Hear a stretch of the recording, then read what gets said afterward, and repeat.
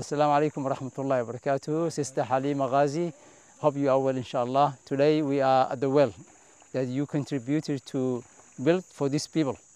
From the town I came up to here, we drove 6 hours from 3 in the morning up to 9 o'clock. That was 6 hours. And the reason for that, because we're looking for the right place.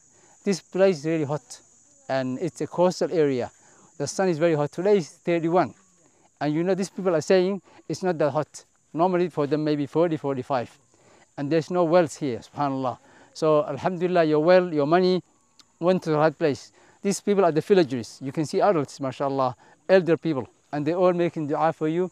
They're all thanking Allah subhanahu wa ta'ala and then thanking you. And they all appreciating your contribution. May Allah subhanahu wa ta'ala give you health and give you whatever you need in this world and in the hereafter.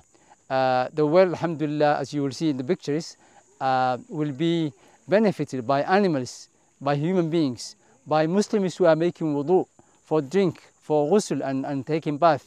You can see kids, you know, enjoying there, and they're actually making a small swimming pool there. Maybe the brother who's photographing can take their photo. MashaAllah. So many people are benefiting. Engineer, how many?